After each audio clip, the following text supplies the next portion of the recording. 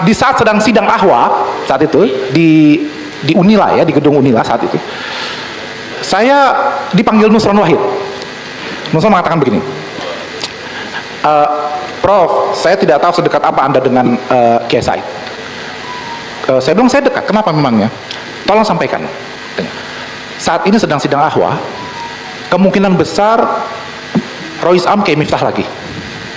Dan Kiai Miftah saat itu sudah bilang, sebelumnya sudah bilang, kalau saya terpilih Rois Am lagi, saya punya hak veto untuk menolak Kiai Said sebagai calon ketum PBNU berikutnya. Dan itu pernah saya lakukan waktu saya jadi Rois Suriah di Jawa Timur. Saya pernah menolak menggunakan hak veto itu terhadap salah satu calon. Karena tradisi NU, Bapak-Bapak dan Ibu sekalian, itu biasanya setelah terpilih Rois Am, begitu mau pemilihan ketua Tanfiziah, itu ditanyakan, apakah ada keberatan atau tidak dari Rois Am. Nah, momen itu, ya, kata Nusron Wahid, saya khawatir akan digunakan oleh Kiai Miftah untuk menolak Kiai Said. Kata Nusron, saya dalam kali ini saya berbeda pilihan dengan Kiai Said, tapi saya tidak rela Kiai Said dipermalukan di forum muktamar ini ketika ditolak oleh Rois Am terpilih. Jadi gimana? Ya karena itu tolong Prof Nadir, saya tadi sampaikan kepada Kiai Said bahwa lebih baik panjenengan mundur saja dari pemilihan. Konsekuensinya saya akan perjuangkan kepada Rois Am agar diumumkan. Begitu menolak, Rois Am akan mengatakan saya menolak, tapi saya akan minta Kiai Said sebagai wakil Rois Am. Itu. Nah, kata Nusron, gimana? Ya, saya bilang ya saya ya siapa yang mau yang ikhlas beliau dipermalukan di forum.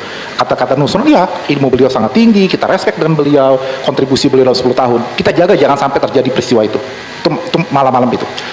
Kemudian saya ke depan, jadi duduk posisi saya di sini, Helmi Faisal, terus Kiai Said. Saya itu tidak tega, tidak berani ngomong. Saya langsung bisik ke Helmi Faisal, tolong bisik kepada Buya, saya bilang, lebih baik mundur saja, tidak usah maju. Saya bilang. Kenapa? Karena hitung-hitungannya ini bakal kalah dan malah beliau akan dipermalukan nanti. Saya ceritakan. Helmi Faisal bisik kepada Kiai Said. Kemudian Helmi Faisal itu bilang, Kiai Said menggeleng dan mengatakan, ini bukan tentang saya. Saya kalah dan dipermalukan itu tidak mengapa. Ini ada sesuatu yang lebih besar, kita harus menjaga Nahdlatul Ulama. Pada titik itu saya merasa, wah ikhlas betul beliau. Dan saya jadi ingat, sebelum muktamar, beliau sempat mengatakan, saya sebagai ketua PBNU, kata beliau, mungkin pernah melakukan kesalahan. Tetapi saya tidak pernah berniat menghancurkan atau merusak NU. Nah, saya teringat kata-kata itu. Boleh sebagai pengurus PBNU melakukan kesalahan, tapi jangan pernah merusak NU. Nah, tapi terus saya naik ke panggung. Di panggung saya cerita sama Prof Nuh. Kata Prof Nuh, wah gimana ini ya? Kita deg-degan menunggu siapa yang terpilih sebagai Rois Am. Nah, terus saya lihat Yeni Wahid masuk ke ruangan. Yeni Wahid. Terus kata Prof Nuh, coba ngomong sama Yeni Wahid. Mungkin Ning Yeni bisa membujuk Kiai Said. Saya turun dari atas panggung. Terus saya bicara sama Ning Yeni. Saya bilang, ini ada penting saya bicarakan. Kanan kiri orang masih mengkerubungi Ning Yeni gitu. Terus Yeni bisik ke saya, Gus, kita ngomong bahasa Inggris aja. Gitu. Jadi biar yang lain nggak paham gitu. Jadi Ning Yeni merasa orang-orang NU pada nggak paham itu bahasa Inggris.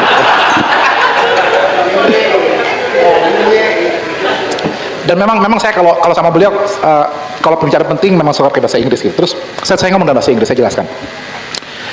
Terus gimana? Ya saya bilang, ya tolong sekarang dekati Kiai Said, lobby untuk mundur di titik terakhir itu. Tidak perlu pemilihan, sudahlah. Saya bilang. Terus karena kalau sebentar lagi terpilih Rois Amnya, Kiai Miftah akan terjadi hal yang tidak kita inginkan. Saya naik ke panggung lagi, duduk sambil menunggu. Ning Yeni saya lihat datang dan berjongkok di depan Kiai Said, melobi itu. Terus kemudian Ning Yeni balik ke kursinya di belakang di barisan kedua, terus ngasih kode ke saya bahwa gagal, nggak berhasil. Gitu. Terus kemudian saya bilang, wah ya sudah kita tunggu. Nah karena saya pimpinan sidang, saya mendapat berita bahwa sudah terpilih Rois Am saat itu, meskipun belum diumumkan, yaitu Kiai Miftah lagi. Saya semakin gemeteran, wah kejadian lagi nih, saya bilang, berarti beneran bakal kejadian ini. Ini akan menjadi forum yang tidak baik bagi Kiai Said. Saya turun lagi ke bawah, menemui lagi Ning Yeni. Saya katakan, sudah ada berita Kiai Miftah yang terpilih Rois Am. Now it's all yours Ning Yeni, saya bilang. Coba tolong dekati lagi Kiai Said. Sekali lagi minta beliau mundur dari pencalonan. Ya, betul-betul. Nah, ini pun mengatakan, iya kita harus selamatkan marwah Kiai Said saat itu. Maju lagi, gagal lagi. Terus kemudian ini sudah kasih kode lagi ke saya dari jauh. Terus Prof Nu bilang gini, yang megang palu Prof Nu saat itu, salah satu pimpinan sidang. Jadi gimana Gus? Saya bilang, ya sudah, kita berdoa saja. Saya bilang, gitu. Datang Rois Am, rombongan Ahwa semua. Ternyata begitu perwakilan Ahwa bicara, tapi Rois Am dengan 2 persyaratan, yang yaitu harus mundur dari Ketua Umum MUI, dan yang kedua harus menerima siapapun yang akan dicalonkan. Saat itu saya langsung lega. NU tuh gitu, di detik terakhir kalau Allah turun tangan gitu ya, menggerakkan para kiai, tidak ada acara dipermalukan saat itu. Nah akhirnya kemudian setelah itu saya pulang ke hotel. Jadi saya tidak ikut proses pemilihan itu. Jadi kalau dilihat di berita acara itu ada 1-0, kolom tanda tangan yang kosong itu saya nggak tanda tangan. Karena saya udah pulang ke rumah, saya tidur hotel gitu. Karena saya bilang wah ini saya tidak kuat melihat pertarungannya seperti apa gitu. Tapi dari situ saya belajar bahwa ternyata Kiai Said itu ikhlas. Jadi beliau bukan ambisi. Belum merasa bahwa ada yang harus beliau perjuangkan saat itu. Ya.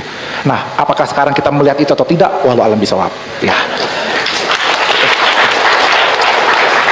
Kemudian interaksi setelah beliau tidak lagi menjadi ketua umum PBNU. Beliau kontak saya bahwa cucunya mau ke Monash University. Najwa ngambil School of Business. Ini cucu yang sangat pintar,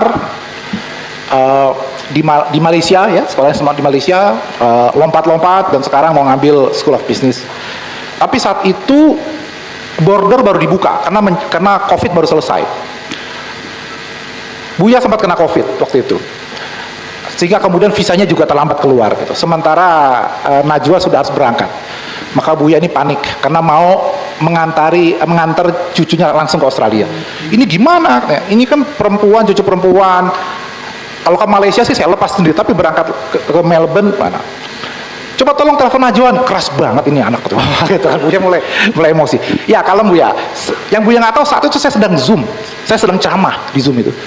Buya telepon, itu terpaksa saya bilang sama peserta itu, ini ada telepon dari kiai saya ini, saya harus stop dulu gitu. Dan Buya curhat lumayan lama gitu ya, tentang cucunya.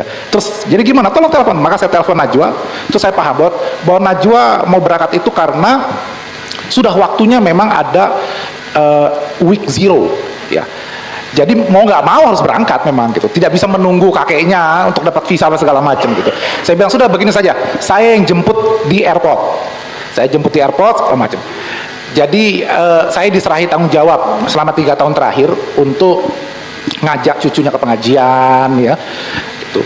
Walaupun terus terang malas-malasan juga Pak Kiai, gitu. Nah terakhir itu saya harapan setelah beliau tidak lagi menjadi ketua PBNU.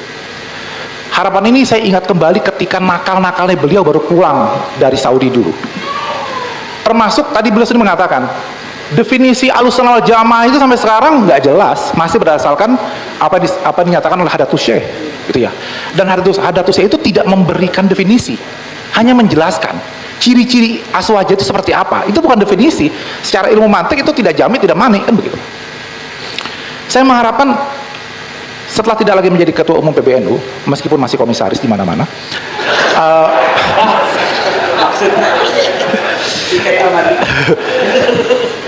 kalau gitu tiket plus honor kalau gitu. Saya berharap agar beliau menulis kitab serius. Saya ada sekitar 6-7 buku tadi yang di sini ya sebut. Tapi yang betul-betul buku hasil pemikiran beliau setelah dari disertasi saya tidak melihat. Yang ada kumpulan-kumpulan tulisan atau apa gitu. Dan terus terang ini kelemahan intelektual kita. Tokoh seperti Cak Nur, Gus Dur juga seperti itu. Gitu ya Bang Faria. Nah ini juga cepat. Kenapa? Karena disibukkan dengan seminar kesana kemari gitu ya. Nah sekarang mumpung beliau tidak lagi sibuk mengurusi Jamiyah Nahdlatul Ulama, saya berharap ada buku karya-karya beliau yang secara serius ditulis, bahkan kalau perlu dalam bahasa Arab.